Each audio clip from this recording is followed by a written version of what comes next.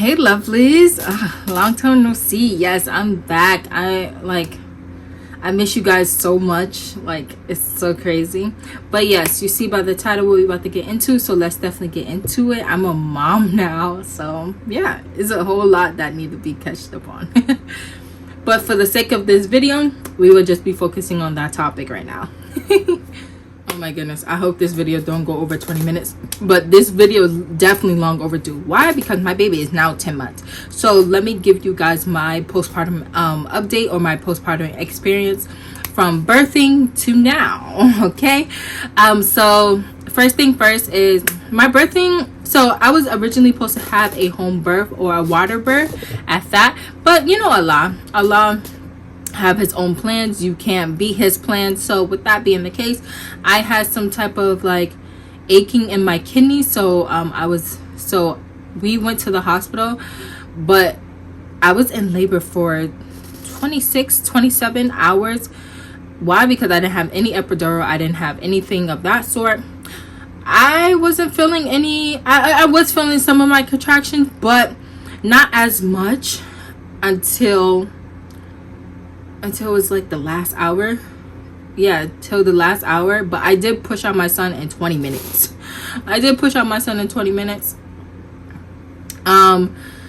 Through that whole entire time of being in labor, I was throwing up. I wasn't able to hold anything down. I was just going through it. I was definitely going through it. But I'm a trooper. I'm one of God's soldiers. You know what I mean? Because without any epidural or anything like that, you know, because I already went in there like, no, I want to have a natural birth. So the only thing that actually hurt was me throwing up and me like going through all those different experiences. It wasn't the pushing, it wasn't the contractions or anything. Why? Because through my whole 9 months of pregnancy, I worked and focusing on my breathing and making sure I'm bouncing on my ball and making sure I get my pelvis in order, XYZ. But I was maybe 40 weeks. Yeah, so I was past my due date. 40 weeks and 3 days, or yeah, one of those. So I was definitely past my due date. And the reason why I didn't want to get induced is because like I want my baby to have the full development. I didn't want to, okay honey, it's time for you to come out mommy's vagina, da da da, you know. I want him to, okay, when he's ready he will come, type of scenario. But yeah, I pushed out my son in 20 minutes. Me and my husband, we was breathing through the whole entire time. I'm so thankful for him. Like literally, he was actually the one that put me onto my breathing technique. So like, he's a blessing, alhamdulillah to him. Okay, Allah Akbar. But I didn't experience any postpartum depression until my son was 7 months. Why? Because I was having these intrusive thoughts, but for the first month and a half, my mother was here. Me and my mother was having a routine. Me and my mother was having a routine with my son. So I get up, shower, pump, and then hand him off to my mother so I can meditate and like focus on me. And then after that, after the month and a half, up until 7 months, I was like, what the heck is going on? And you can't like prevent postpartum depression or postpartum thoughts because it just hit you.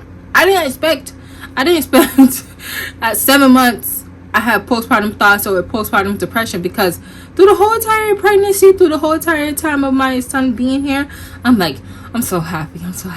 So I guess the La La Land or the, oh my goodness, I just had a baby phase was fading away or something of that sort.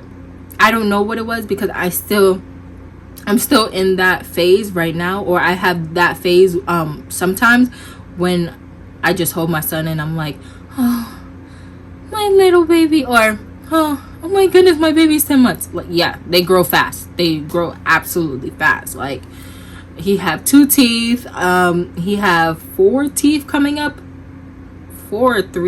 four or three teeth coming up at the top. It's just like a beautiful experience to experience, especially as a first time mom. But it's just like, I don't know what happened, but here are my tips. So of course you guys heard some of my tips, but here are my tips to make sure your postpartum goes as smooth as possible. Is making sure you you prep your food, because you're not supposed to have any type of cold foods at all. So I always make sure I had oatmeal, teas, what else, soups, a lot of soups with like with so many herbs and so many vegetables in them. I did have some chicken, but I wasn't really focusing on having meat, because the vegetable broth, the chicken broth, like all these different types of soups that had broth in it. So I wasn't really focused on having actual meat in my food. But I did that for at least like maybe 4 months.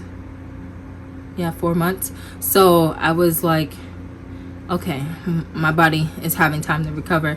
I did wear a waist trainer here and there, but I wanted my body to bounce back naturally instead of let me suck it in. Like, yeah, no. I did take a Pilates class once, but I felt my insides kind of moving, so I only did it once, didn't go back. I just let my body recover naturally. Another tip is to make sure you're staying as hydrated. When you're a breastfeeding mother, you need more liquids than you ever did when you was pregnant. Like, I didn't know that until I was like, where's the water? Oh my goodness, where's the electrolyte? Like, I need to take these electrolytes. So that is another thing as well. Don't feel like you're drinking too much water. And also don't feel like, oh darn it, I have to go pee again. Oh darn it, I have to go pee again. Even right now I gotta go pee. So hold on, wait a minute. Okay, so I'm back. So yeah, don't feel like you have to go pee too much. You're doing an excellent job as a mother.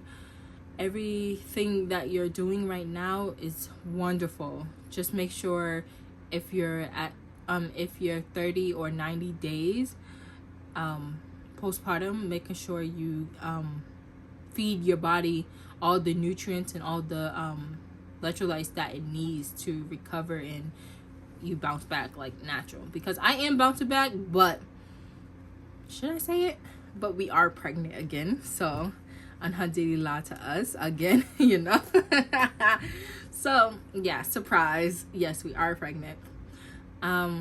We are keeping the gender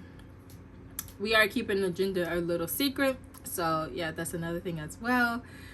I can't believe I just said that. Okay, let me check it with my husband before I post this. But yes, I'm so happy, I'm so excited. But I am gonna give myself like 3 years to recover after this baby.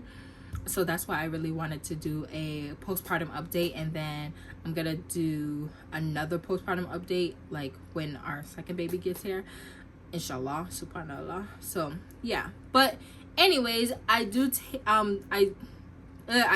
my vitamins every single day. You mothers should always keep taking your prenatal until you're 3 months postpartum, or 90 days postpartum. And then also I got my placenta capsulated, so I take my placenta capsule so I can have more energy. When I tell you that absolutely is a lifesaver, that is absolutely a lifesaver. So with that being the case, baby, you need to get on that wave, because I'm definitely going to list my person down below in the description bar, so make sure you definitely check that out. I am going to list everything else down below in the description bar. So yeah, do your thing. You already know the vibes. I hope this video was definitely helpful. I'm gonna try to make sure I'm consistent as much as possible, inshallah. Even that, like when I'm talking, I sometimes like slimmer my words. It's just the mom brain. So that's why I say make sure you take your vitamins, your prenatal, your multivitamins, your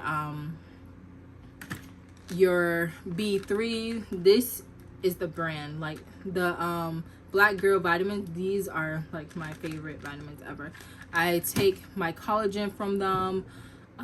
What else? I am definitely gonna put my affiliate code down below as well. Yeah, everything's gonna be down below, but yeah, that's why I always say vitamins is the most key essential thing for new moms, but also moms that are second time mom, third time mom, etc.